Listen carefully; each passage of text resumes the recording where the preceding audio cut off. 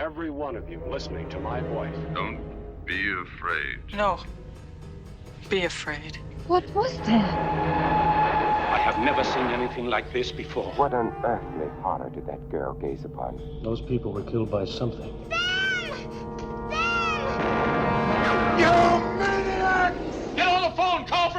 Welcome to the show. I am your host, James Hewitt, and I am joined by my co-host, the spookiest man alive, Rhys Strang. Ooh, I have shivers down my spine. Rhys, would you like to announce today's episode of tonight's first feature? Hokum. That's right. Our film today is Hokum 2026. Well, they know. They clicked the episode.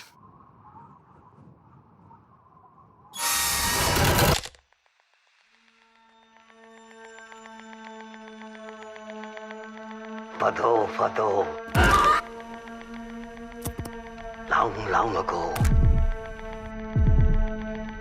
deep in the woods, there lived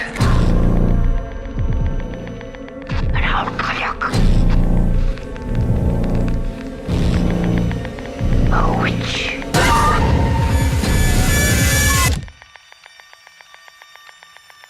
I think every first feature seems like we're gonna be talking about the name of the movie before anything. It's a bad name. It's a bad title, I think. Do you know what Hokum stands for? I was gonna look it up, but I knew that you would. I'm gonna make a guess. Poppycock, something like that. Yeah, that's about right. Yeah, I think even when we bought the tickets, we didn't say Hokum. We're saying Hokum or Hokum, and then until Adam Scott says it, I was like, that's Hokum, right? I know. I know what a Hokum is. I was reading an article and I scrolled to the top and it said 1923. I was reading an article from 1923 when an investigative journalist was trying to get to the bottom of why this was not a word in the dictionary. 100 years ago. Yeah. Okay. So this is a very old word. Mm-hmm. And what's its origins? Where's it from? I don't know. I could not answer that one. It's a word that I have never heard of, though. You've never heard of Hokum? No. Really? It's a maybe it's a popular word in Ireland. Yeah. The only difference between you and me culturally would be that my family's from the UK, so maybe I've heard my grandparents, my mum say Hokum. Well, I think I'm from my ancestors come from England, Scotland. Yeah, but it's not like your mum's from No. Scotland. I think my family immigrated here a bit earlier than yours did, right? Because when did your ancestors immigrate? Pretty early. Pretty early. But well, yeah, it's just like my mum is from the UK, so that's what I'm saying is that maybe I heard her say it because it's a word over there. But yeah, maybe.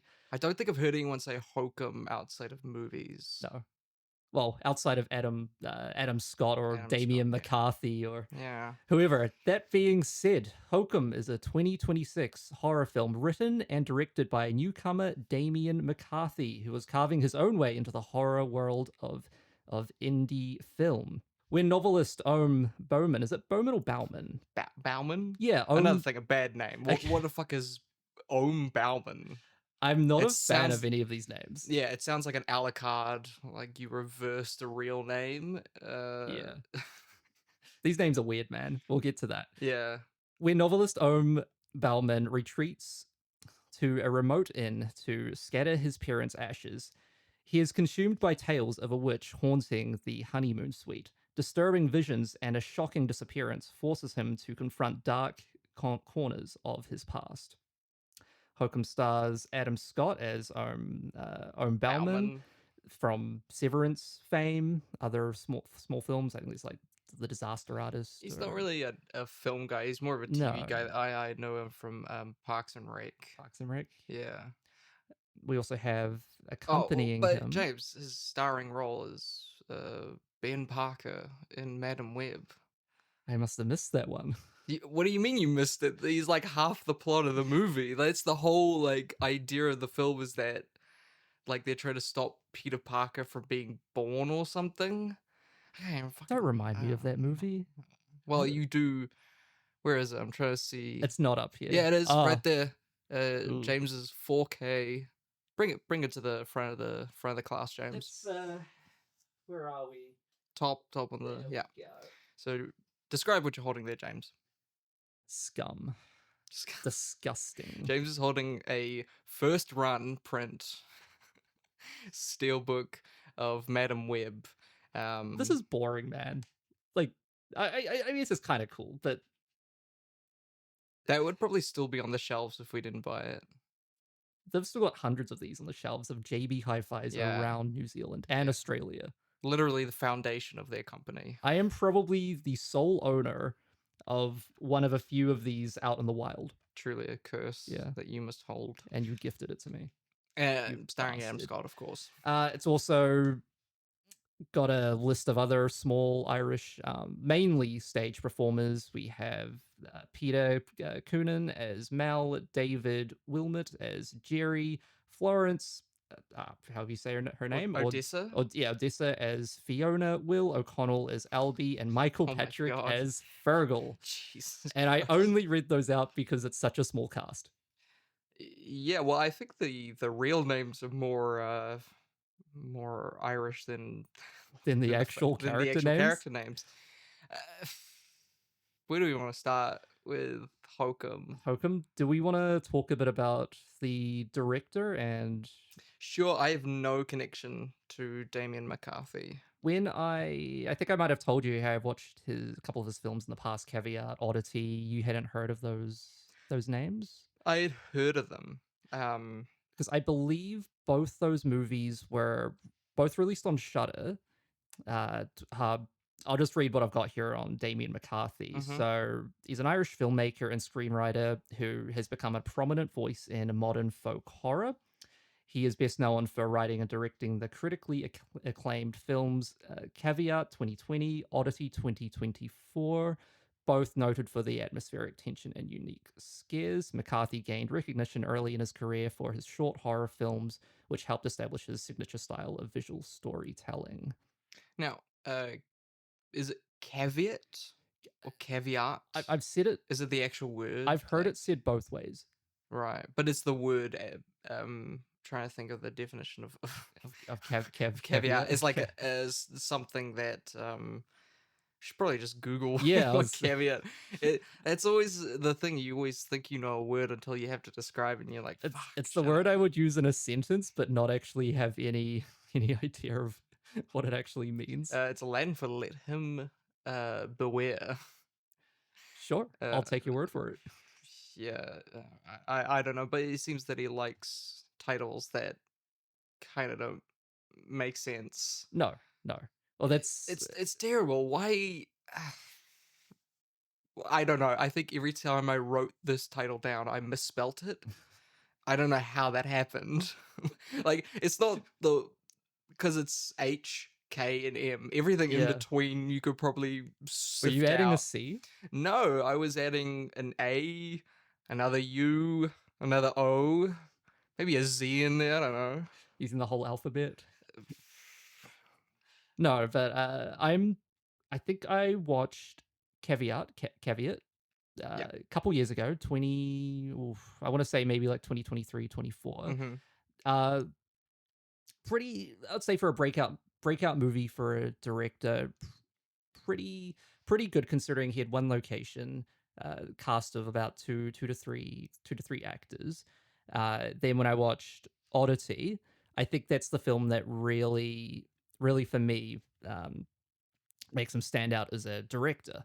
He's very good at tapping into our senses, making us fear what's hiding in the dark. He's very good at that in Odyssey. He seems like this new wave of Shudder horror directors, which are they're kind of just lesser A24 directors in a way. Like a lot of these Late Night with the Devil, In a Violent Nature, When Evil Lurks, a lot of these films, they just feel like they're a part of the quote-unquote elevated horror, which I think is a concept that both you and I don't like the idea of. I tend to ignore it. Whenever anyone brings up the idea of elevated horror, I'm like, oh, sure. I mean, Yeah. it is a genre. I think the Yeah. term itself is a bit derogatory in a way. But yeah, it's just the spur of... Well, I think a lot of these Shudder directors, right, come from the world of YouTube horror shorts. Oh you know? my god. You could... We're going to talk about YouTube horror shorts. YouTube horror so, shorts. Rhys, when I say YouTube horror short, who is the one name that pops into your head? It's Pony Smasher, right? Pony Smasher. Probably the most famous of them all, right? But if you type into YouTube right now, horror short film, you're going to come up with what? The Joker or the... oh my god. The man hiding in the sink. I'm gonna look up YouTube look horror up. short, and James is gonna guess. Okay, so we have so the first thing popped up, 1.1 million views 9 years ago. It's 2 words. 2 words. And it's a phrase that means to leave. To leave. Or a warning. Warning. Is it first word the or the? Nah. No.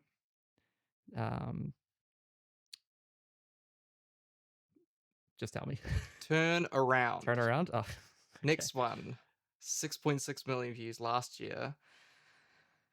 2 words again, and it's something to do with, I guess like vision, eyesight. The something. I always think there's a "the" in the title. Yeah, you always do. It's double vision. Like I'm looking at these, and oh my lord. I think we've watched an ungodly amount of these. But I think the most famous one is Lights Out. Yeah, Lights Out, of course. It's Lights Out. And I don't think David F. Sandberg. Although he's not really a part of I think he is, right? I mean, he kind of skipped the whole Shudder Shudder thing and went straight to he kicked it off, I think. Yeah. But it's Lights Out is the template that everyone just steals. One person alone in a insert space here at night, and something catches their eye. They look 3 times, and on the 3rd time they're gone, and then behind them is the boogie monster, which for the most part is just a person that's tall, lanky, and pale. Yeah, and then a lot of the time it's YouTube search, how do I make person look deformed and spooky? Yeah, deformed After Effects tutorial. Yeah. But a lot of these are made by film students. Yeah. And you can tell because a lot of them have... I'm looking at Turnaround, and it has 1, 2, 3, 4, 5, 6, 7, 8 different laurels, and I'm pretty sure if I zoomed into most of those laurels, they would be featured or 3rd round pick. Yeah, it's hard to put too much sauce on it because...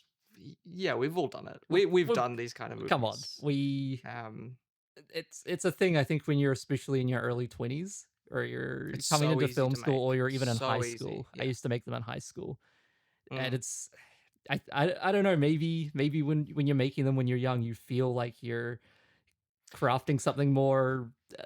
Well, because it's jump scares, and jump scares are the easiest form of scaring. Yeah, of scaring, but also getting your audience to be engaged. It's really hard in film to get your audience engaged, and also to see that. I'm not too sure if you've had this, but if you show people your film, you kind of just have to sit there in silence and wait for them to finish, and then they'll tell you how they feel. It's the most awkward. It's so awkward to just moment. sit there and just watch it, because also their face will be just blank, and unless it's a comedy or a horror like these, There is no way to tell to get a reaction. while you're watching, and so this is the easiest way to make something that's just automatic reaction and gratification as "Ooh, I'm a real filmmaker now. My audience reacted." Yeah, I think you're right. It's those moments make it even worse when the person watching it has no tell. They're a stone, Which most they're a people brick have no wall, tell. Yeah, Unless they're yawning, you have no way of telling how they actually feel. yeah. Which Hokum has a lot of jump scares. I It's mostly jump scares. I wanted to touch on this because Oddity as well. In fact, all 3 of his films, Mhm. jump scares are prominent in all of them, except Oddity. They're built up really well. There's good payoff, and there's real tension there. I just feel in Odyssey, it was just like bang, bang, bang, one after another. He was handing them out to us. You did not flinch. No. I think every time I would jump, I'd look over to you. You'd be nose deep in your in your little notepad scribbling away. I'm like, Jesus Christ, because it got me. But here's the thing, right? In Oddity, it did get me. Really, Yeah, and after a rewatch, it got me. because in the cinema it was. I think at home I would not be scared at all by this, but because it was so big and took up my entire peripheral vision, it made it so much more effective. But not to you. No, I mean it might also help that I was semi distracted by attempting to write in the dark. Here's the thing: Silky Otter cinemas come with lights. Our seats did not have lights, No. and I was hopeful I would actually see what I'm writing this time. I could not. Yeah, I was there scribbling away. I think you thinking- wrote for half of the movie. I wrote every time there was like a beat. Yeah. And that's the only way I will ever remember anything. I have a terrible memory. This is which is not good for these episodes. Well, I was really scared by this. I not just through the jump scares, but the actual film. It really got me. And it was putting my nervous system into a bit of an overdrive at some points. And I don't know why. I've been racking my brain. The thought I had that I put to you as soon as we left was that I had never watched an out and out horror film that was trying to scare you. Because most horror films that we see in the cinemas, A.24, the internal horror, trying to make you think and make you scared to be a person, or they're not really causing us to outwardly emote. Like it's you're right. It's an internal struggle. Yeah. Or Blumhouse, which are just boogie bones jump scares. But this was a film that had a lot of. It was trying to scare you. Yeah. From bell to bell, and it put every card it had into scaring you. And if that wasn't your thing, and it didn't get you, this film is fucking nothing. It feels a bit empty. It's a pile of straw if that doesn't get you. Could you tell? Because we had other audience members. Could you tell if they were reacting or not? I don't think I was the only one reacting. But that's always the case for us. Yeah. Especially when it comes to comedies, Naked and horror. Gun. Yeah. We're always the loudest ones in the room, for good and for ill. Yeah. But yeah, for Hokum, I think the concept that scared me the most was of the dead body. I wasn't really scared until because we're in spoiler territories. Yeah, right. The all first feature episodes will be spoiler heavy. I think all of our episodes. Yeah, all of them. Yeah. Fiona is the main victim of this film, and the whole kind of narrative. The second half rolls around her, and when you see her dead body, were you nose down in the pad while? Which sounds incredibly dirty as saying that on now. Interesting way of saying I was writing a note.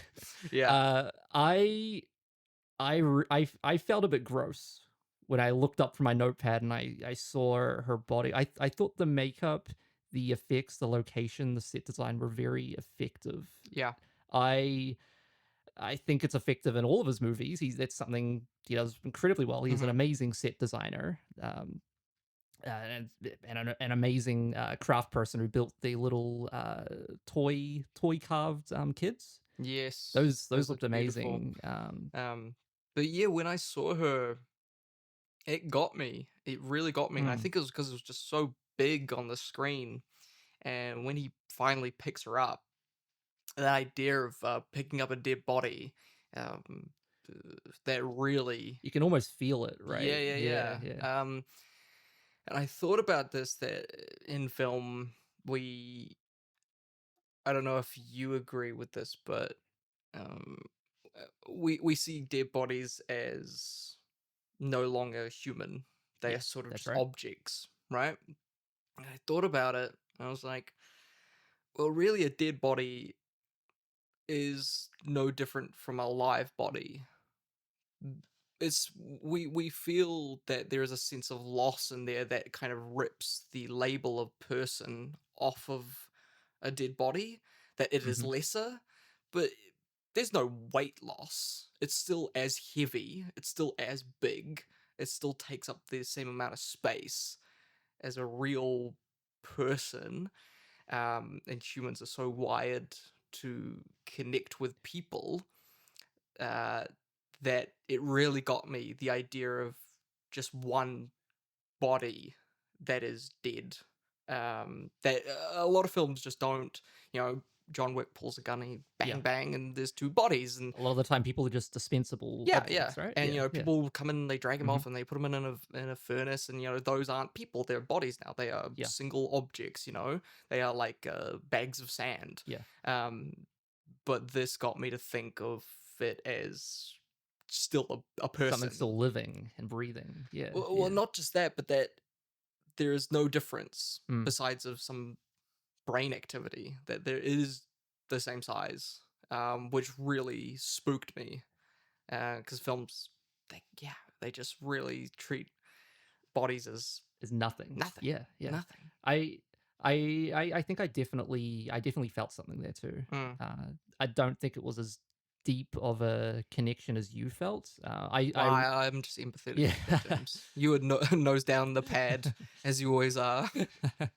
I really felt a disconnect from this movie come when Fiona is reported to be missing. I didn't feel a real sense of connection there. Yeah. And, I have a feeling it's just because we don't really spend much time with Fiona before she goes missing, right? We have like a couple of one or two scenes, important scenes, but I think more time with Fiona might have helped with that. And I thought we would get more of the tape of her speaking to us, or to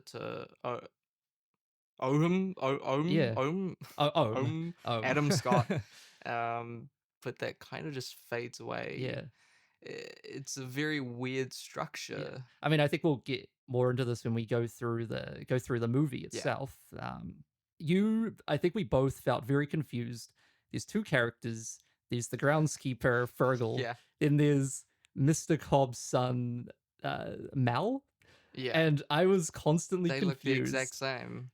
And we only see, I don't think we see them in the same room. No. Because we see Mal at the front desk, and then we see the groundskeeper again after the cars in the bar. Yeah. So it's one after another, and they look the exact same.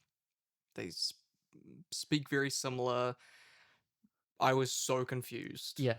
Towards the end, I was like, oh, these are two separate individuals. Yeah. I did not pick up on that. Yeah. Maybe it's because I was so deep in the notes. No, but you also felt it, yeah. Yeah, it was so bizarre. Especially because he's the main villain of the movie, and he's just a nothing burger for the whole thing. Do we want to just get plot by plot into plot this? Plot, yeah. Unless there were any other quick notes you wanted to throw out. No. Oh, actually, one thing I do want to talk about. Damien McCarthy uses a lot of flashbacks. Same thing in Oddity. There's at least 3 or 4 flashbacks in that movie. And whilst they can be effective, after about the second flashback, I'm like, okay, I've seen enough. Now you're telling me too much information here. I kind of get Yeah. it. Well, we'll get into the balance of telling and showing later on. Yeah. But I think that's just a huge indicative card of the Shudder horrors Right. of a lot of flashbacks. Because it's, I think, one, it's stylistic, and two, it's cheap. Because you don't need to have a whole huge set for one, backstory. You can get straight into the story and have a couple flashes where it's just like a small room and most of it's black. Those sort of flashbacks are much cheaper. Yeah. It's a time filler too. Yeah. That's a good 10 minutes on. Okay. Let us get into beat by beat. So we open with sand dunes. Amongst the sunset, there's a man in armor tracking through the sand, followed by what I assuming is his son. I think it's like a helping boy. Little helping boy. Yeah. He pulls out a map to track where his steps have been, and he starts digging. He pulls out a bottle. We then cut to a keyboard in modern day Ireland, and we find out that this is all in the imagination of a writer. And now that writer is, of course, Ohm Bauman. The famous Ohm Bauman. Famous, you haven't heard of Ohm Bauman? Do you want to just watch this story instead of Hokum? Kind of. Yeah. You felt that too? Yeah, I think that happens a lot when movies have a fake movie inside of it. Is, well, what if I just want to watch that movie instead? Especially when the opening to whatever scene he's writing, it feels quite powerful. I really it's loved probably it. the best written piece. But then, and it also helps with the look of the film. The look of the film, I told you, and you agreed. Looks like a car commercial. Looks like a spritzed up Honda commercial. And that works when it's, this huge epic tale of the conquistadors. Is it conquistadors? Something like that. They're Spanish, right? I'm pretty sure the Spanish conquistadors. Yeah. That works, it feels very grand, very epic. But when it's a tiny little horror film in Ireland, boy, it does not work. It kind of works against it. I felt this was very clean. Very clean. Oh my god, yeah. And everyone is so put together. Even the crazy man in the woods. I'm like, this guy looks pretty cool. I'd hang out with him. I'd have a beer with him. He doesn't seem that all crazy to me. No. But we'll get to him. So we cut back to our writer. There is no way of breaking the bottle. Right. Yes. And which was really cool. Yeah, I loved this it. was such a great idea because the two outcomes that he writes were my two ideas of what would happen next. I'm like, what is he gonna do? Is he gonna sacrifice himself or is he gonna kill the boy? And both of those are used, and both of them are great. I had the same thought. Either of those endings, if that was a real book, if the Odyssey ended like that, I'd be happy. I'd be 100% happy. It's a great ending. I felt so tense in that moment. Yeah. I was so invested in the story. And then it cuts to a YouTube horror short. Yes. The ideal example of a shitty YouTube horror short. One location, as I said, ladies and gentlemen, 5 minutes ago? One location, spooky dark, one person, there's something in the corner of his eye, he looks 3 times, and then boom, it's behind him.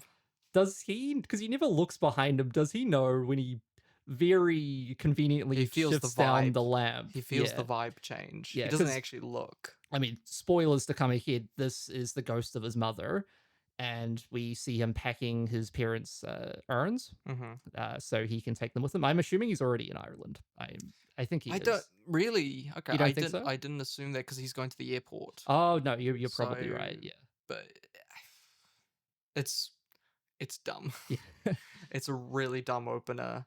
And it It's makes no sense with the change to Ireland, because he brings out the box with the gun, then he looks at the urn. It's so forced. Why would he do? I don't know. I yeah, don't know. yeah.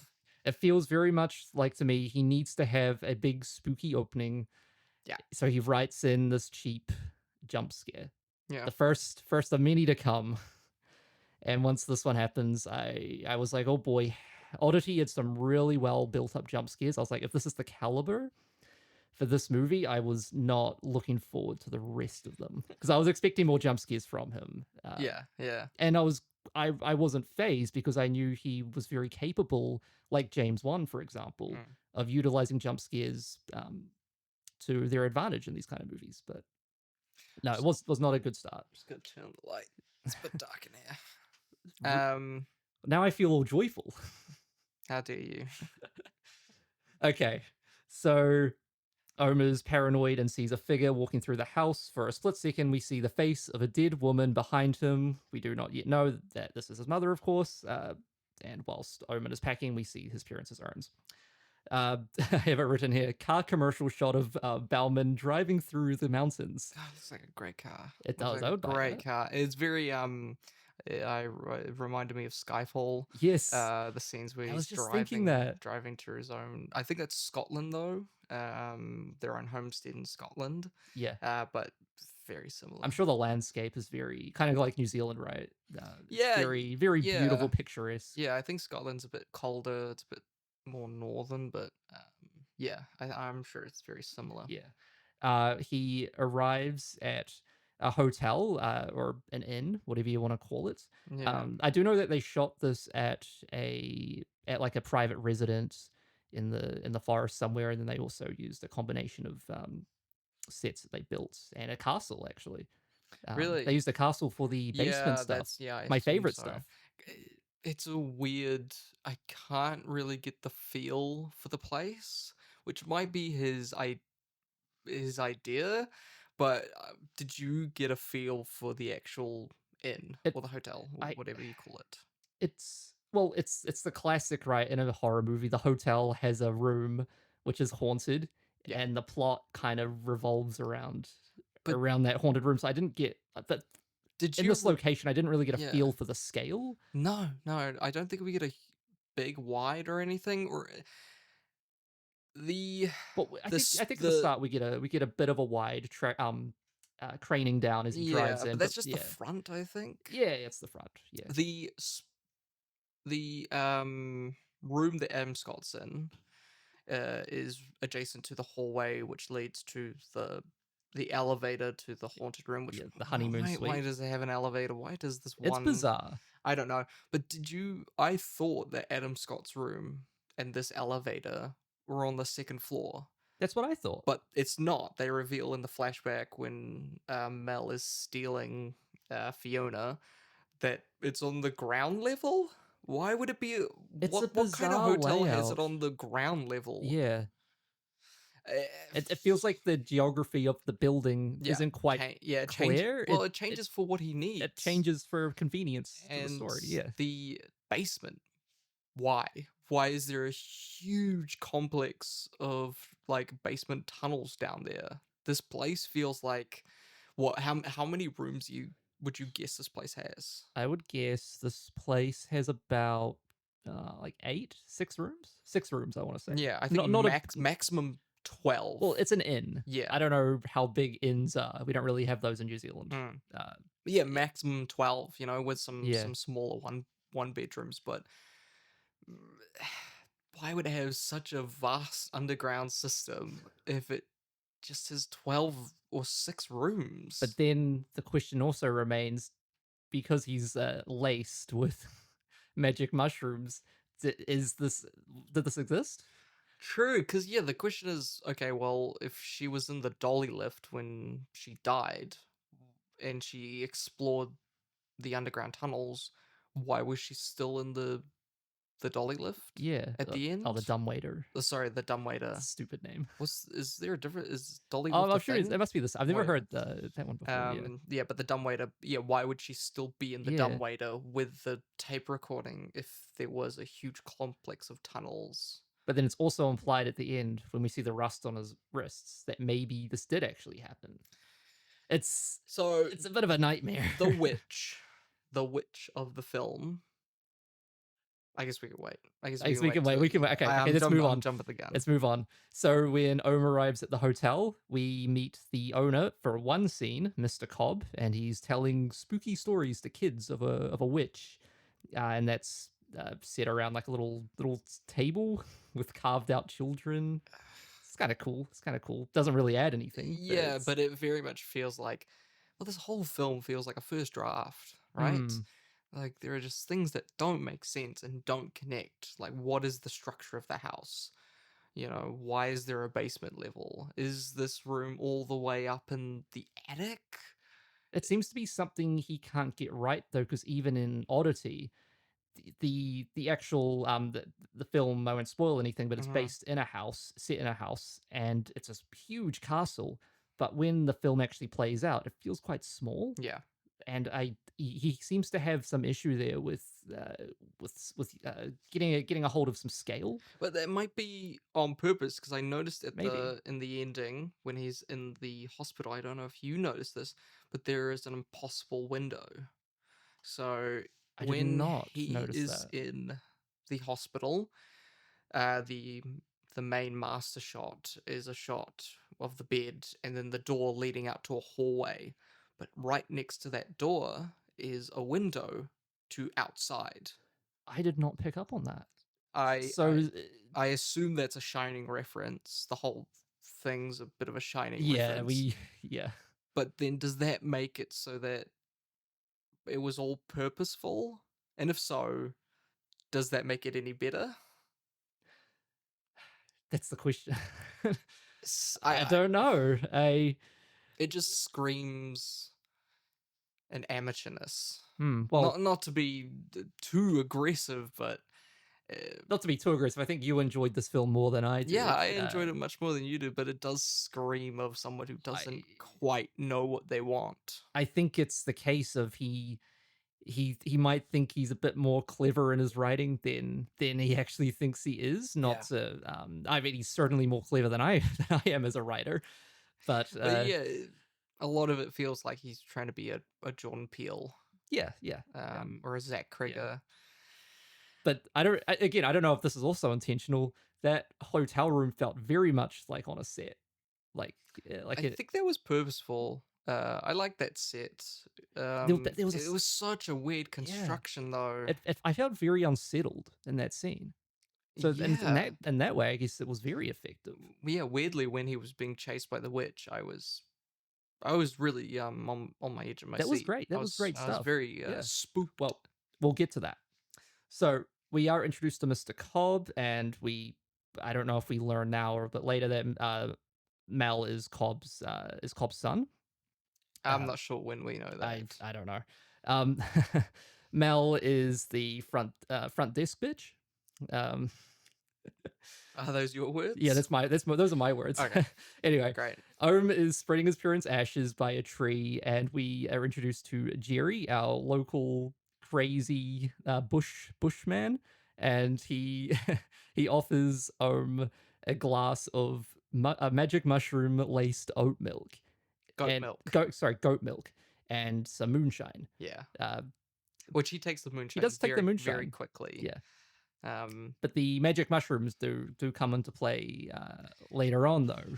Well, let's just talk about it now. We learn that Albie has spiked his whiskey, or his did he have a flask? I can't remember. Yeah, it was his flask. Yeah, he'd spiked it with the magic mushroom powder.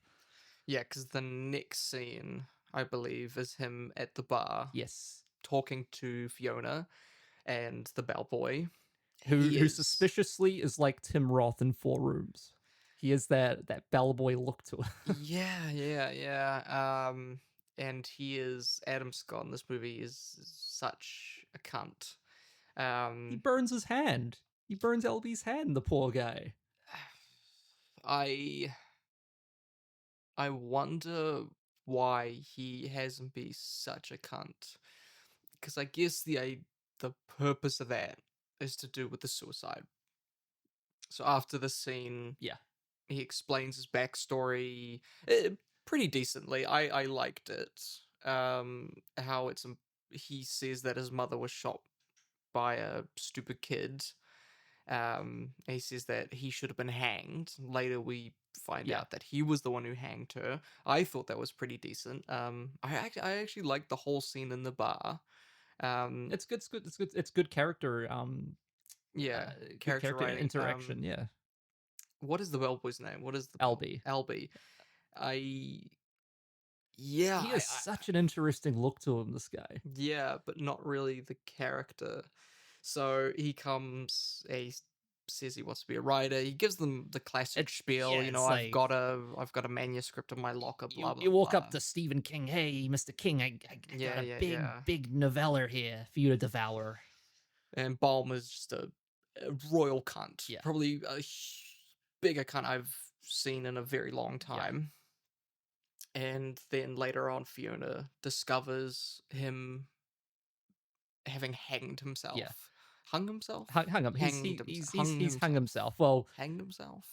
They go up to the room to What check a grammar on him. in this episode. Yeah.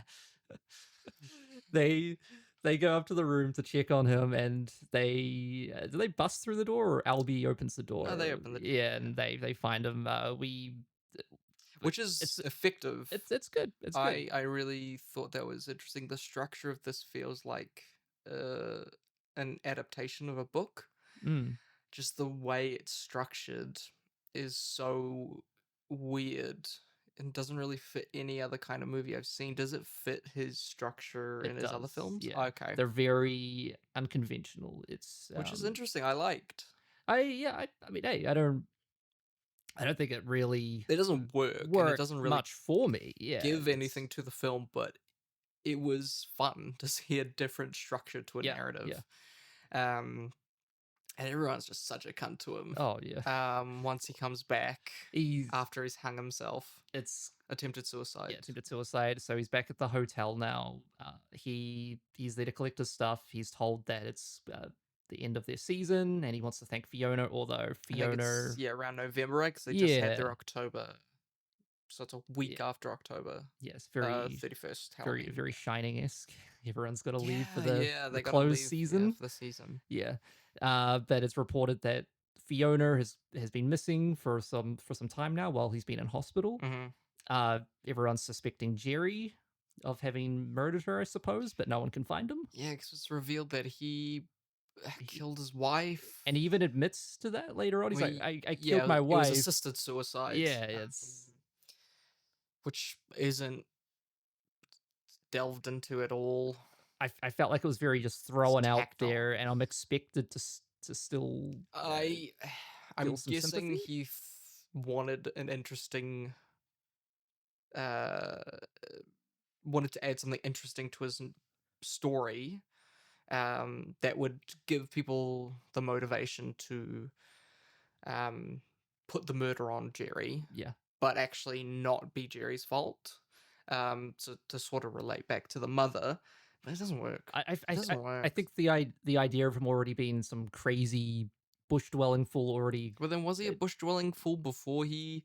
I don't know. I don't know, man. No character gets any time. Even Adam Scott himself gets like 2 scenes. It's really the bar scene and then a couple flashbacks, and it's not enough. But it's interesting because it's like 107 minutes, this movie, and there's still not enough time to get a handle on our main character. There is nothing in this film that is developed to the point of satisfaction. Yeah. Ohm is looking through the woods and he comes across Jerry, even though no one else can find him. Yeah, just on the side of the road. His car's just right there. It was kind of funny. Jerry says that he and Fiona were friends. He would never hurt her. Then is it Jerry who gives Ohm the chalk? Or is it someone No, else? the chalk. He finds the chalk on the ground. Does he find the chalk? Yeah. I thought someone had given it to him. Okay. No, Fiona tells him about Yeah. the chalk through the book, which is how he. Yeah, that's right. Yeah. It's- There's just so much to this movie, and nothing is paid off. There's a lot of stuff that I noted. And I was like, okay, well that's gonna be paid off later, and it doesn't really. It doesn't really. The only thing that really does get paid off is the circle when a Yeah. witch is following you. Everything else, it's like maybe you'll get a reference to it later. Yeah. But it'll be not satisfying. Yeah. Not satisfying enough. Jerry thinks he's seen the ghost of Fiona, I think in the honeymoon suite or something to do with that, and they Which was cool. I thought that was pretty spooky. That's right. They choose to sneak up to the suite to see what shenanigans are going on around there, I suppose. Did they even reveal why they had the honeymoon suite lockdown? It was a murder, right? Because of the witch. Was it the witch? I thought someone died in there. There may have been a 'Cause I death as thought well. That's another plot point that kind of just gets dropped, is that the reason why he's there is because this is where his parents honeymooned. Yes. But that doesn't really get brought up after he spreads their ashes. It's kind of forgotten. Yeah, it doesn't even need to be there. I thought it would have been okay. She was murdered up in the honeymoon suite, and there was something like that. Like they returned when he was 5, and his mother got killed by the witch up in the honeymoon suite or something. But no, there is nothing connecting them there outside of just getting him there. The witch really feels like a bit of an afterthought to me. It's well, that's everything. Everything in this movie feels like an afterthought. Yeah. The witch is terrible. But it's a shame because I think he really did a great job at nailing the tone and the unease of it all. You know, I think he's a good atmosphere guy, a good tone setter. It's just there's not much else there, unfortunately. No. The witch is just a lady. She doesn't look that interesting. She's from one of the Conjuring films, pretty much. No, she's so much. She's a spooky. Well, lady. she's a character from The Conjuring before they put the makeup on. Yeah. So they just have clothes. They just have frumpy clothes from like the 17th, whenever witches are from. Yeah. And so it's just a lady. It's just an old lady with frumpy hair and clothes from, back in medieval times. And it's like, why is this spooky? So going back a little bit to when Albie's Albie's when he's talking to Ohm in the bar, that is when he tells Ohm about the witch and that he's seen the witch hiding in the elevator, and that's one of the flashbacks and jump scares we get. Bad. Yeah. It's a bad scene. It's showing too much. I don't need to see the witch. Yeah. This plot, I think you can. The listeners could probably tell we're all over the place. It's going everywhere. This film is all over the place. Just goes from scene to scene with no real tangible thread. And like I said before, that was kind of interesting to me. If it was paid off in a sort of this reminded me a lot of Zach Cregger. Yes. His Weapons. Because Weapons has such a weird structure to it. And when you're watching Weapons for the first time, you're like, where is this going? Why did we start here? Why are we moving to here? Why did we miss this piece? Once you finish it, it comes together not perfectly, but just enough so that it is effective. You need a second viewing, really. You definitely do. To get a full understanding. It's like a puzzle, Yeah, and some pieces are missing. Yes. On purpose. Yes. And that's the scary stuff of Weapons. Is that once, I think if you watch it like 4 times, there are still pieces missing to it. And that's kind of the point. The unerring, unearthedness of it. But this, it just feels like a lot of spaghetti that doesn't line up. Yeah. And he doesn't care to line it up. He sets all these dominoes, but at the end he doesn't tumble them down. No. Let's get back to we're in the hotel. They're trying to get back up to the honeymoon suite. Jerry is knocked out by Fergal, the groundskeeper, and I suppose he's Really taken him to the brutally. police. Yeah, pretty brutally. Really Yeah. brutally, which is I think you say something, and then I respond with a problem that the film has because Yeah. of this scene. Yes. And the tone is all over the place. There's some really funny parts, But- and then there's not. You know what I'm confused about? Where does Fergal stand in all of this? I thought he was the bad guy. Then at the end, he helps Ohm escape. I'm confused. Listeners, Yeah, help me. He beats up Jerry really badly. He does. And Jerry is like a comedy character. Every scene he's in is a bit of a laugh, is a bit of a tension break because he's so fun. But to see him be like strangled is not fun. No. Is really not fun at all. And we're just supposed to keep going. Yeah. He takes him to his van, driving him to the police, but strange. I don't know why I didn't call the police, but that's getting very cinema sins. But oh my god, cinema sins. Yeah, they will have a field day. Meanwhile, he sees the bell yeah. from the honeymoon suite ring, and he makes his way up there. The elevator was locked. I think he gets the keys at some point. He gets the keys at some point, but they make another CinemaSins. They make a point that Jerry won't give him the keys. He's like, "Give me the keys. I'll go up there and check." And they're like, "No, we both need to go up there." I don't think we get a shot or a scene where Jerry gives him the keys. I don't think so. We don't. I assumed it would be a case where, while in the scuffle, Jerry drops the keys, and then Ohm finds them. But no, Ohm has them. He has them the whole time. It's a bit disconnected there. I'm not. Yeah, it's not great. Not great. Again, it feels like a first draft. Yeah. Or something was shot and they just left it out due to pacing reasons. We don't know. It's already poorly paced. Just put it in. Yeah. He makes his way into the room, and there's a pristine white bed in the middle, and this is where we learn that we get like I guess like a trippy flashback to a kid sitting in front of a TV with a gun, and this is where we learn that he was the kid who shot his mum. I suppose the trippy visuals are related to him.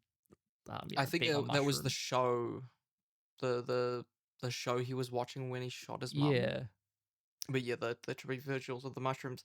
A cool idea. The actual flashback of him shooting his mum is really lame. Yeah. It just goes off, and then the mum walks in and hugs him, and there's just nothing there.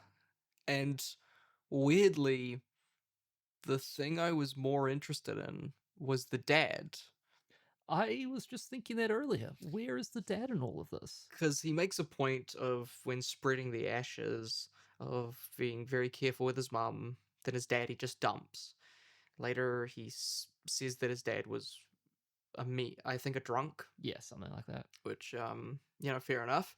But that sounds like the more interesting dynamic of, your son shot your mum, probably because of the gun that you own that you kept in a shoebox or something.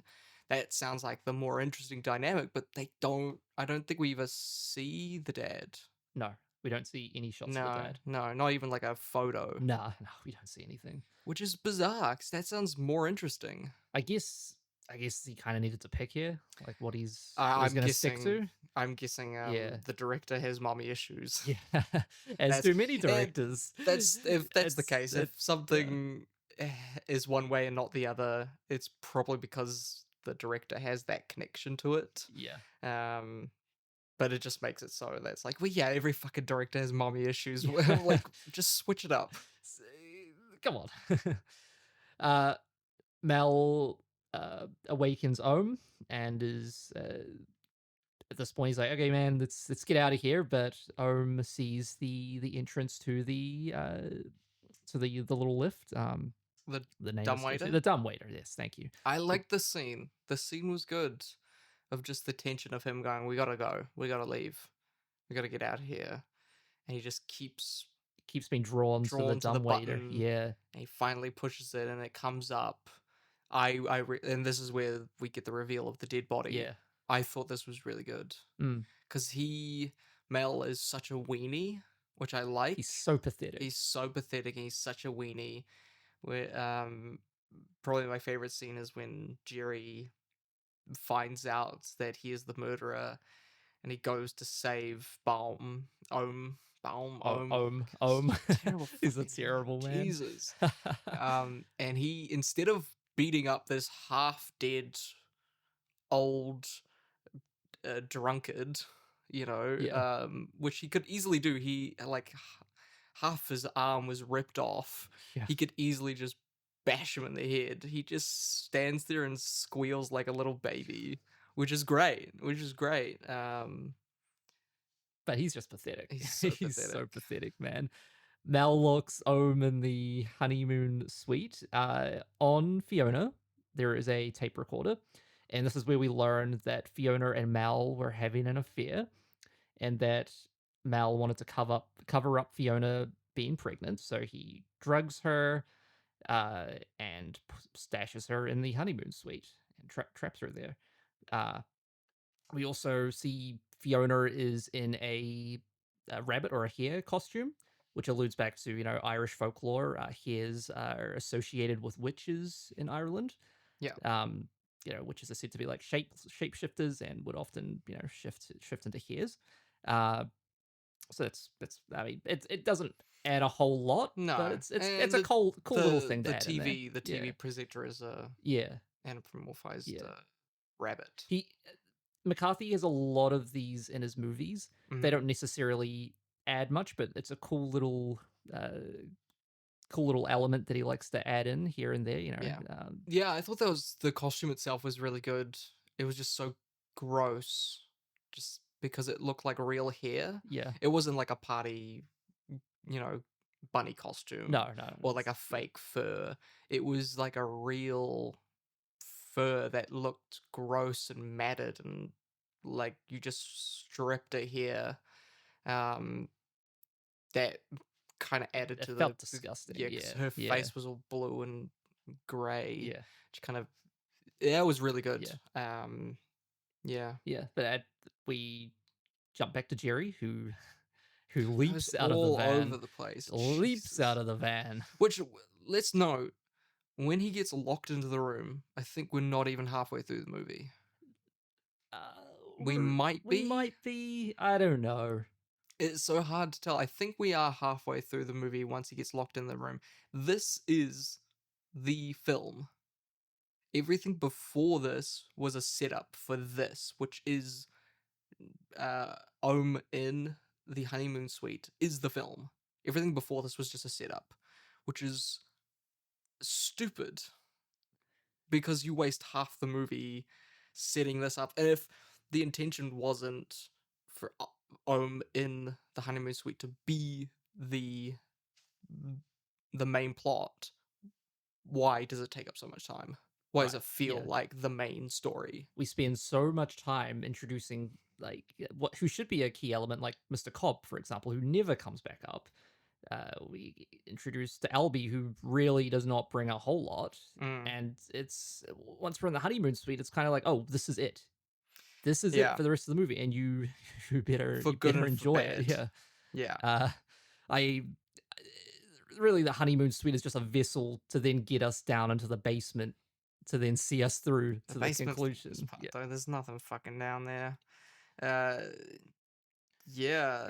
Well, Jerry jumps out of the van. He and whilst that's going on, while he's making his way back to the inn, Ohm encounters more hauntings, like the TV playing the creepy TV show, and he he's like, well, he tries to find ways to escape the room. One way doesn't work, and he chooses to go down to the basement. It reminded me a lot of a film, which I'm trying to find. Really, a film? There is a lot of films like this of, yeah, trying to find it. Can you remember what it is? Of just someone stuck in. That's it, the black phone. The black phone, It yes. reminded me a lot of the black phone of a killer sticking someone in a room, and we spend a lot of time in that room, and they interact with ghosts to figure out how to get out. Except it works in the black phone. Yeah, I don't think it works so it does much not. here. It does not work here. Because when he goes down in the dumbwaiter, and again we see the witch as pop out of the dark, and I'm not terrified. I was here. scared of that. Because it was so small. Like, her head was so tiny, and just her like piercing eyes. I thought that was good, but once you see at the end, you just see the witch, and it's just a fucking lady. But when she was in the shadows, I was spooked. But you weren't.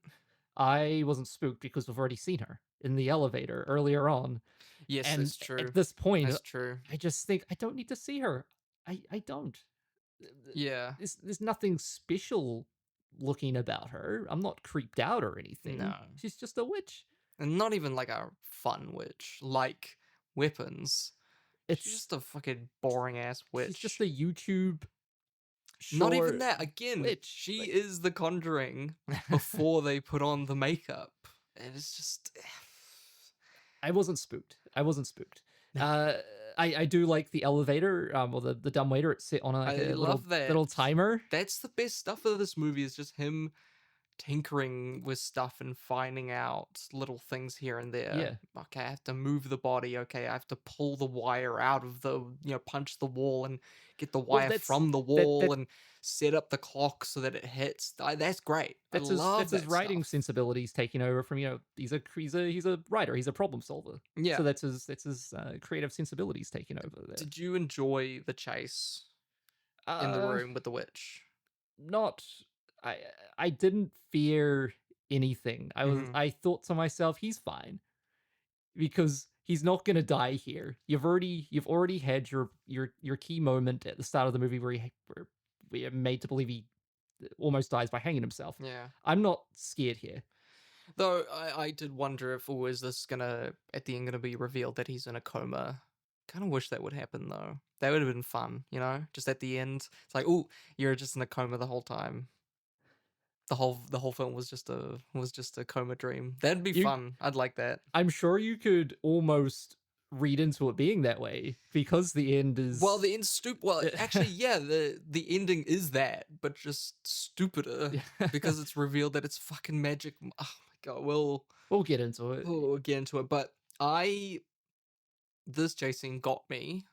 I think because he spends a lot of time in the room, the atmosphere, the sound design, and we're in this great cinema with great audio and blacks and whites, and I was like in there, and I'm like, fuck, if this lady was chasing me, I'd be shitting myself.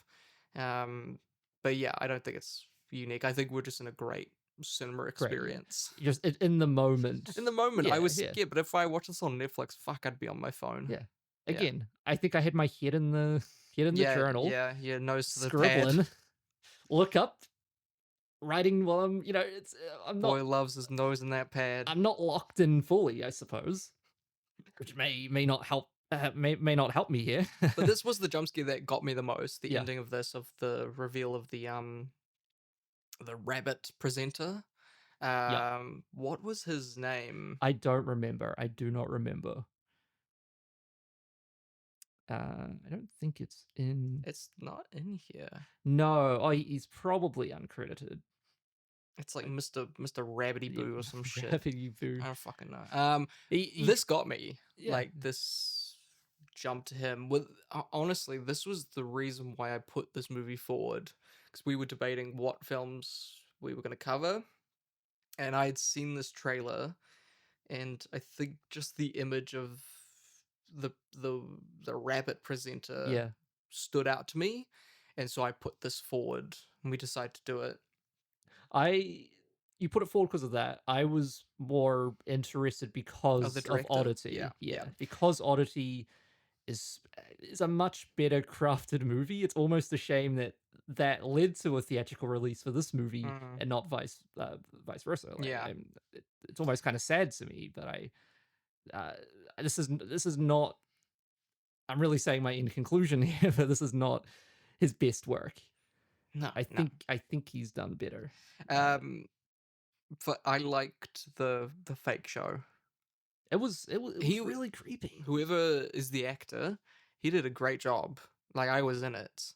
Until the end when he's just yelling at him about gun safety or some shit like that. But that one's for the, for the most part, American audience to take in there. We're really cool. chew on some real fat on that bone. I really enjoyed that scene. Normally those fake TV shows, kids TV shows, like the one that stands out to me is Terrifier 2. Yes. Which is always the worst scene in a horror movie, is a fake children's show. And this I liked. I think it was mostly the performance of the man who played the presenter. Really spooked me. So Ohm falls asleep. Next morning, Jerry shows up. He's covered in blood. Man is pretty beaten down, but he's trying to get up to the honeymoon suite, and Mal is there trying to set the place on fire. Yeah, he's set the place. Oh, I don't think that's quite yet. I don't think that comes yet, because Jerry tries to get up to the room, and Mal is essentially like, "Well, take my car. You drive off. No one has to know that you've been here." I think it was Ohm's car, right?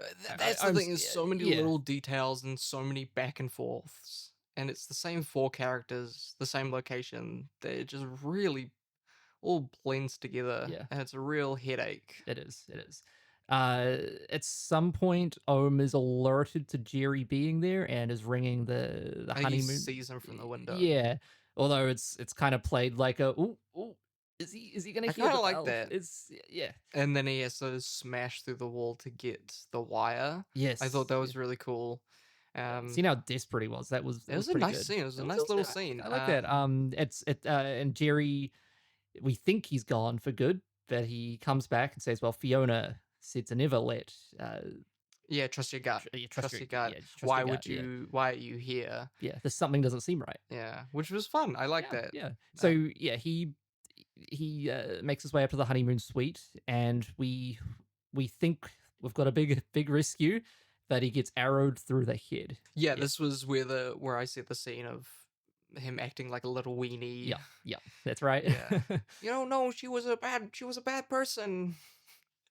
You don't know her like I did. Bro, it was great. I loved it. Bro gets nailed. Because in any other movie, it would just be like, okay, well, I'm gonna take you out now. Your big, hammer swing to the face. But he acts like such a weenie. Yeah. It's great. It's pathetic, man. They're bad people. This, I believe, is the part where Mal does set the building on fire. Right. Although when he goes to escape himself, he realizes that which is great. He has the keys. Ohm has the keys. And through some shenanigans, I can't remember why. Who knows why? And he goes to chase down Ohm, but realizes Ohm has escaped to the dumbwaiter. It's just a lot. It's a lot. In the theater, it's fine.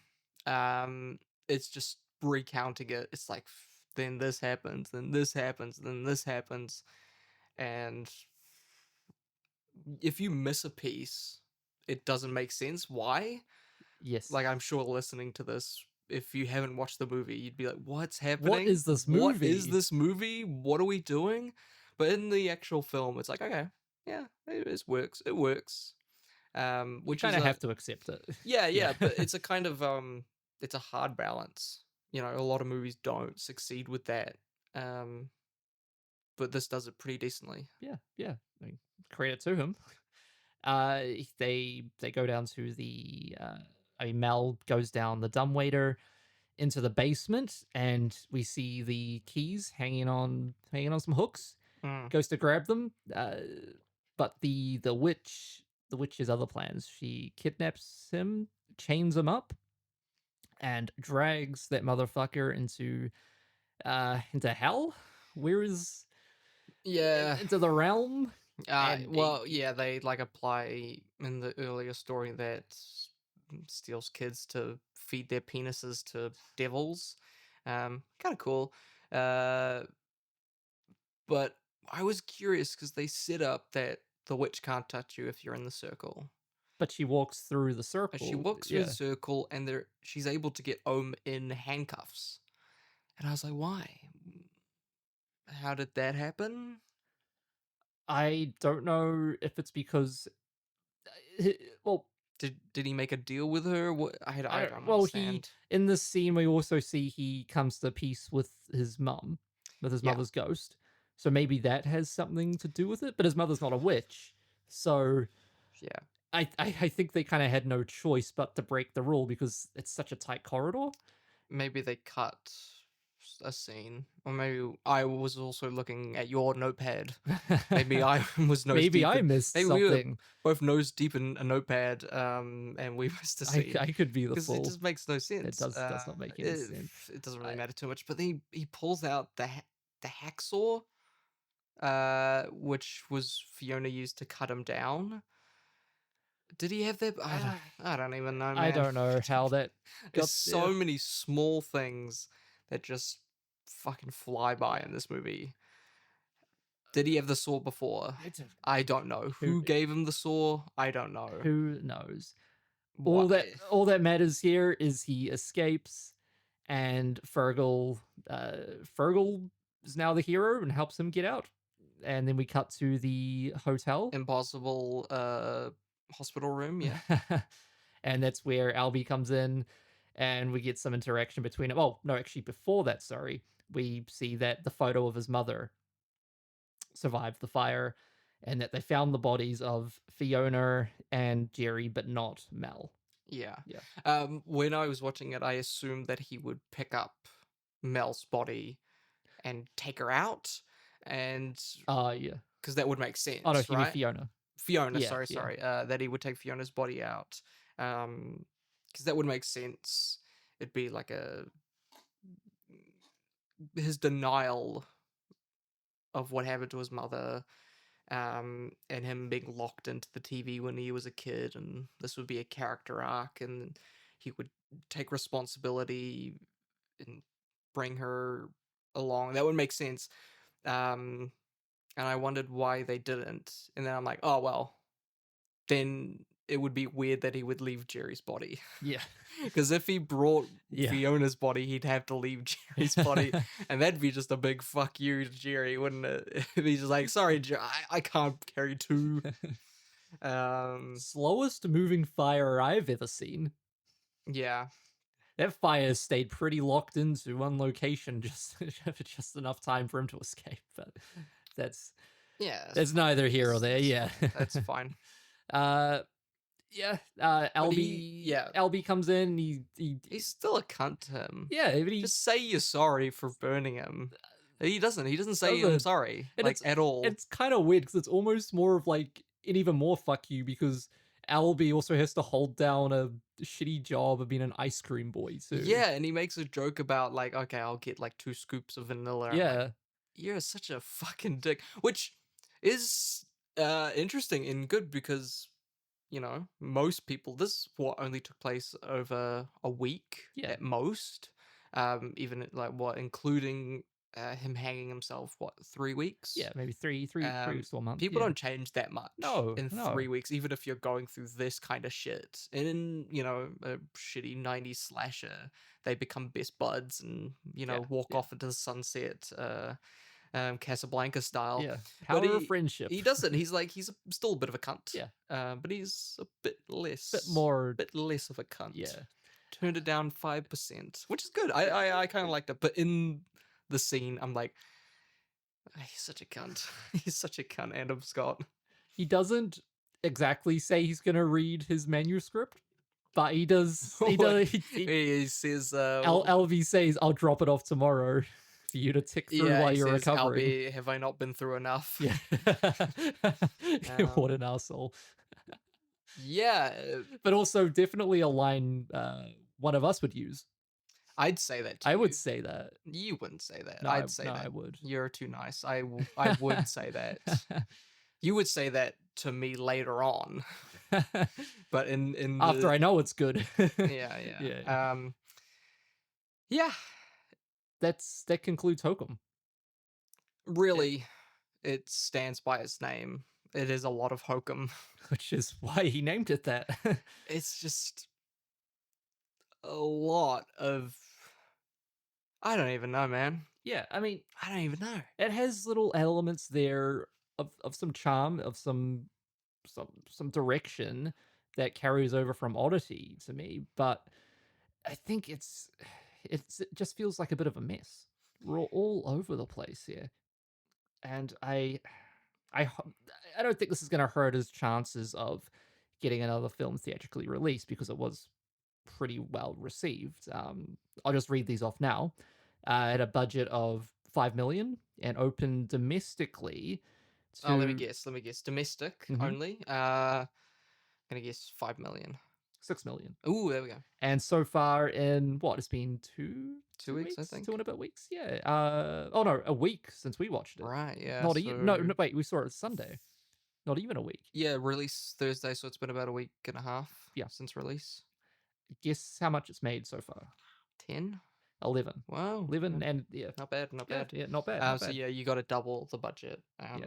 So it's made back its money, definitely. Yeah. So quite a success. Again, it's gotten fine reviews, right? Yeah. It's got relatively positive reviews. I mean, again, take this as you will. Letterboxd 3.5 average so far. That might dip a little bit. Yeah, you always got to expect that the people that are watching it day one are horror nerds. And people who want this kind of film. Absolutely. Metacritic has it at 76, which is a pretty damn good score for a horror. And yeah, so far it's pretty positively reviewed by critics and horror fans. Now, we skipped over it, though we spoke about it before. The bellboy spiked Adam Scott's drink, and that's what they imply led him into such a spooky time up in that room, which is cool, interesting.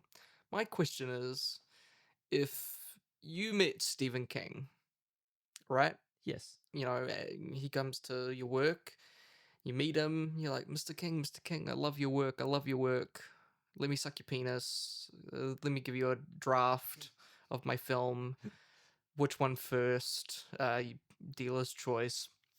And he was being a cunt to you, which I could totally see of Stephen King, and he burns you with a hot spoon. Would your first decision be to spike his drink with magic mushrooms? Out of the first 10 things you do as an act of revenge, would number 10 even be spike his drink with psilocybin? I didn't even think Albie knew Jerry, or no. I don't even think that would be on my list of top 50 things to do. What would be the first thing you'd do? First thing to do? I don't know. I'd probably go cry. That's just me. Well, a real man, James. What number one for a real man? Well, if in the world of Hokum, maybe I would seek a witch's curse on him. put a witch's curse on him, or seek a more. Yeah. Maybe I'm just a. In the real world, step 1, make a TikTok, get 500,000 views. Well, I was a bit confused. In this world, where exactly are we set? Are we present now, or honestly, I don't care. Yeah. But yeah, like the first thing you do is like, lose his luggage. Like take one of his shirts that's in the wash and put it in the bin, or put a stain on it, or bully him on social media. Yeah, spit in his coffee. Like you would spit in his coffee, right? You're the bellboy. Play some phone pranks on him. Yeah, like dial his room and scream. Yeah, if he has like a wake-up call, cancel the wake-up call, or send him food that he didn't order. Yeah, or spit in his drink. Yeah. But put psilocybin in there? At that step one, Albie's fucked. He's a psychopath. I don't think he should be a successful writer. or actually, maybe he should be. Maybe he should. Maybe he should be. That's Some the of way to keep his urges down. Yeah. Some of our best creatives are the most insane individuals. So maybe he does have a future in in writing. Because he reminded me of I'm trying to find the actor. Just give me a sec. He's a very skeleton-esque look to him, you know. It's very. He reminded me of Jackie Earle Haley. Jackie Earle Haley. Freddy Krueger. Ah, yeah. Just that real skeleton face where if they had a casting call for I see what like you mean. like a remake Yes. of American History Yeah. X, he'd be top of the call sheet. Yeah. You're recasting a skeleton out of I don't know, House on Haunted Hill. yeah. You can put this guy in there. No, it's I don't know. But psilocybin, that's your first step. it's a bit much. It's crazy. It's crazy. It feels like he had no other way of writing that in. And especially because no time is spent on it. It's not like it's revealed, 10 minutes later. It's revealed the last 2 minutes of the movie, 3 minutes of the movie. So there's no real time to, work around it, or we see a shot of him doing it. He just says, "Oh, that's what I did," and they're like, "Wow." He kind of almost Mistakes. laughs it off. Like Everyone laughs it Yeah. off. I'm like, "What? This is fucked." it's unbelievable. Yeah. Oh, but I did fail to mention we also end with the ending to his novel. Yes. We have a more Conquistador. yeah, more hopeful I think conclusion. They call it the Conquistador trilogy. I think that's what he says. Yeah. Continue. So the conclusion to his novel is he our I guess hero or whoever says to the boy, "Well, you get me over the head with the bottle. Yeah. I'll take Originally, he was planning to basically. Okay, I'll start. They have a corked bottle, but the cork breaks. So the only way to get the map out of the bottle is to break the bottle. They have nothing, it's only sand around them, so they have to break the bottle on something, and the original story, he breaks the bottle over the boy's head. But in this rewritten version, they switch it around, Yes. and he gives the bottle to the boy, but We heroically the boy throws the bottle away, and they walk off into the desert. although I don't know what the repercussions of them just throwing the bottle away I guess might be it'd be lost to the sands I of suppose, time. yeah. Something like that. Yeah. But yeah. More and more hopeful ending. Not the payoff I want.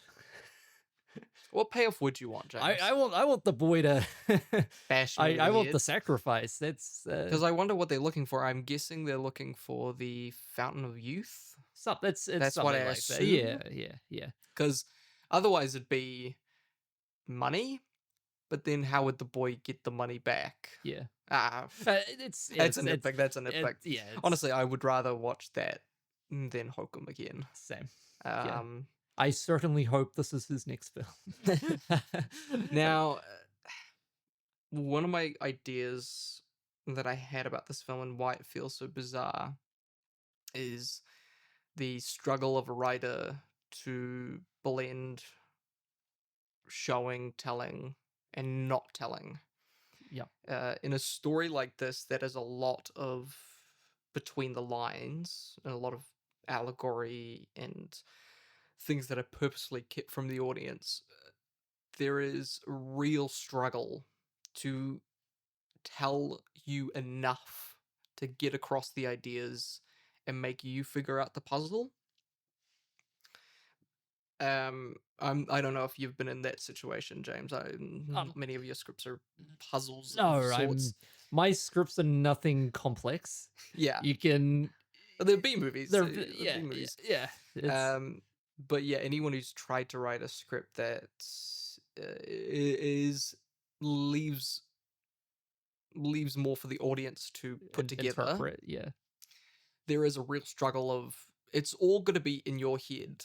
The writer Yeah. needs to know everything, but they can't tell the audience everything. Because if you tell the audience everything, you know, it's done and dusted. If Yeah. David Lynch made Blue Velvet and he just told you what happened, no one would give a shit. It's not a David Lynch film. It's not a David Lynch No. film, so David Lynch needs to pull pieces out of the Yes. box and let you figure out what those gaps are. And that's a balance you've been trying to strike in a lot of your scripts, right? That's Yeah. most writers who, you know, want the audience to put the puzzle together. Yeah.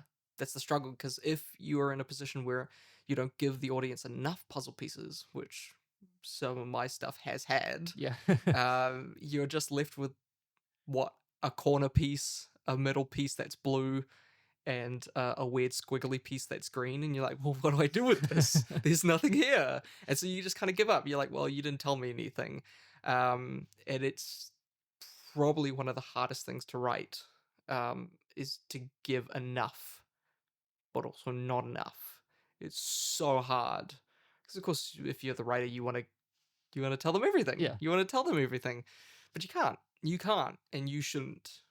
But you can't not tell them. It's a fine impossible. line, right? It's an impossible yeah. line, and if you don't balance it, you're fucked.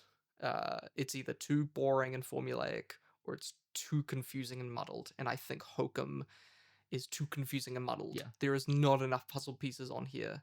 There is a lot of corners and edges, but nothing in the middle. No. And so I can get the edges of an image. I can see the back of a duck, or the bonnet of a car. I can't see how the duck and the car fucking intermingle. That's what I think is the problem with Hokum. Yeah. There's just not enough puzzle pieces in there. For me, yeah, I just really struggle to see how a film with this length just, again, leaves so much left to be desired. Because what do you think the film was about? In the general sense, what does Damien want you to come out with? Well, the film itself, right, is overcoming your trauma, your guilt, Right. and coming to terms with guilt, because we've all been there, where maybe not as severe as Ohm, right? But yeah, I only shot my grandma. We've all been there. She was only where a couple years from dying anyway. Whether or not, I don't know, you passed a homeless man down the street and didn't give him some change, right? We've all been there where there's a little shroud of guilt. Mm. But do you face that? Come to terms with it? We've all been there. And I think that's the feeling he wants us to come away with, right? That's the kind of shared experience he wants us to have with Ohm. That's what I interpret from this movie, is that is that feeling. But again, not as severe as our main character here, right? Yeah. But that's also another balancing act. Exactly. Yeah. You need to have your main protagonist do something that's bad enough that he carries that weight with him. Yeah. But it can't be bad enough where you write off the character. Yeah. And for the most part, most movies just do it where it's not that bad. Where you actually see the thing that happened and you're like, no, everyone else wouldn't care. Right? If we were friends with Ohm, we wouldn't care that he shot his mum. We'd be like, well, that was an accident. You're a child. We understand that it's an accident. We don't blame you. We too make it. we too make mistakes. It's a grave mistake, but you're like, what, fucking 8? It'd be different if he was like 20. So Ohm is the only person that holds him to that. And maybe his dad was, but we don't see his dad, so that doesn't matter. And so it's just Ohm kicking himself in the butt, which I don't care about, because I'm like, well, just get over it, dude. Yeah. What am I supposed to do with that? At this point, you're like a 45-year-old man. Yeah. However old he is, like you. I don't feel like I am Ohm. Yeah. No. I feel like I am a mate of Ohm's, and I'm like, just come on, mate, go to therapy. You don't got to be this much of a cunt. It's just, yeah, why do I care? Well, He shot his mum. Really terrible, tragic. But I don't blame him. no. But it No. feels like the movie and Ohm himself blames himself. And, you know... And they want me to feel bad because of yeah. that, and I don't. I really don't. There's so many scenes of people just... of the TV presenter screaming at him, being like, it's your fault. And I'm like, but it's not his fault. And I know it's not his fault. So you're screaming to an imaginary character that doesn't have feelings. I'm like, well, I believe him. I believe that it's not his fault. Unless the movie wants me to feel like Ohm, it's just screaming at someone who isn't me. Yeah. So I'm just watching someone being screamed at for nothing. So why do I care? Yeah. Why am I here? Well, that's the challenge, right? Are we supposed to feel like Ohm? I can't make think up my so, mind. right? I suppose so. Yeah, actually, no. I take it Yeah. back. I think no, you're right. We are supposed to feel like Ohm here. But he's such a cunt. Yeah. Well, so we don't, right? And we don't know who he is, what his thought process is. We don't get his internal monologue. So why? we don't know a whole deal about his background. Yeah. All we know is that he shot his mum. Yeah. When he was a kid. And when we see him hanging himself, we don't see it through his perspective. We see it through others' perspectives. And we cut away from Ohm's perspective many times in the film. So why should I feel like I am Ohm? While watching the film, why should I feel like I'm Ohm? Because so much of the film is not Ohm. It's an outsider's perspective of Ohm. That sounds like a great question to point towards McCarthy. When we get on the press circle. I'm gonna beat you up. That'd be great. I'd love that. That sounds like a dream, right? That we'd be on the press junket for Hokum 2. Yeah. I listened to... and I'll be like, Damien McCarthy, thank you so much for coming here. Thank you so much for giving us your time. Such a small little podcast. What the fuck's wrong with you, Why mates? are you a fucking Your movies idiot? suck. Fuck you. Get the fuck out of here. Loved Oddity. What the fuck are we doing here? What are you doing, mate? You're such a fuckwit. No. Let's not do that. Maybe it's a great idea to keep us as far away from those as possible. I guarantee you. If we ever get him on the pod, I'll just scream at him for 30 minutes about Hokum, a movie that I gave a good review to. He's gonna feel like Mal in the corner. I always feel so funny when we argue about movies. And I think the first time we'd had this sort of conversation was for Beau's Afraid. So we'd walk from the Queen Street event all the way to the fish market in Wynyard. And all that was a half an hour walk. We were just going back and forth on Beau's Afraid. You saying you hated it, me saying I loved it, and we're just yap. And I think by the time we got to the car, I was like, well, what are you going to give it on Letterboxd? And you're like, oh, I'm going to give it like a 7.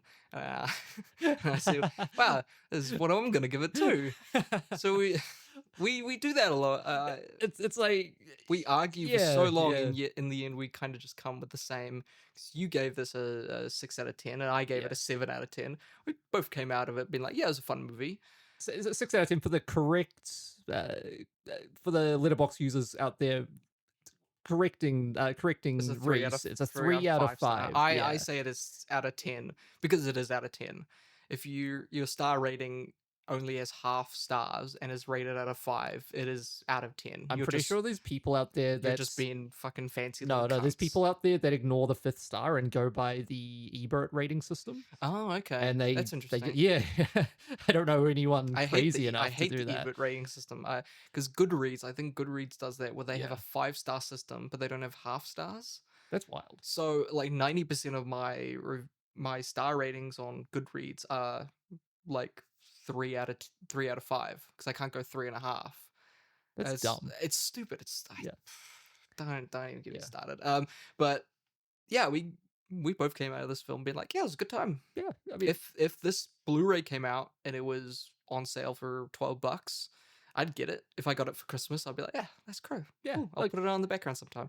But it sounds like if you listen to this podcast, you'd think I'd get a crossbow out and try to shoot Damien McCarthy. well, that's the thing, right? When we really dig into the mud, it really feels like we're assholes. But well, we are, James.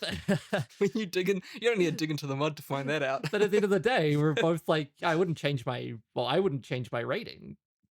I'd keep it the same. That's the little twinkle in our eye, James, is that we're such cunts, but we love movies so much. Well, so that has been our Hokum review, 2026, directed by Damien McCarthy. Next week we have the. Next week will be released after this will be actually. Is it the? Yeah. Oh, okay. Yeah. So you'll cut out. You'll bleep. Will you bleep it? Well, the thing that really shot me in the foot when editing our last episode, Lee Cronin's The Mummy, is we talked as if the next episode wasn't going to be. Well, we gotta. Well, so yeah. To say us how we should record these is we record the intro for the next episode in the current episode, and then we record the current episode. So, for example, for Lee Cronin's The Mummy, we started by recording the intro for the and then we recorded the Lee Cronin episode. And then on the episode, we recorded the intro for season 1. Then recorded the intro for the which makes it incredibly difficult for us to. It's very, especially because we switch around when we're releasing them. It's very complicated when I edit it because I had a naming structure and I'm like, wait a minute, now I've got to rename this to episode this and this to episode this because that's now releasing before that. It's when we start season 1, I think we'll clean it up a bit. Yeah. It'll be a bit touched up. But yes, so next episode will be that's and then we will follow that up with season 1, or are we watching Mother Mary? I guess the listeners will have to find out. Am I a listener too? Do I have to find out when the episode releases? Do I have to wait like 4 weeks? From us in the second studio. We're the second boys. And this has been tonight's second feature. We'll catch you on the next one.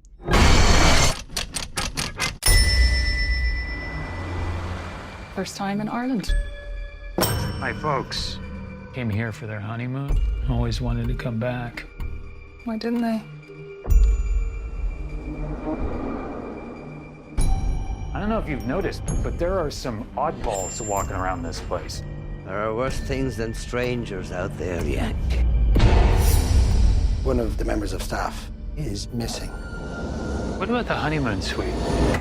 It's always locked.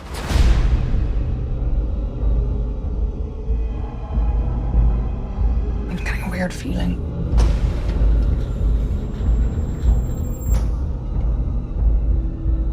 Something feels off. Jesus.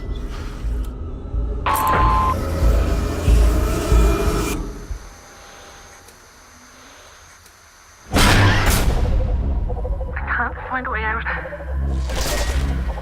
keep hearing something. I think there's someone down here. Can you hear me?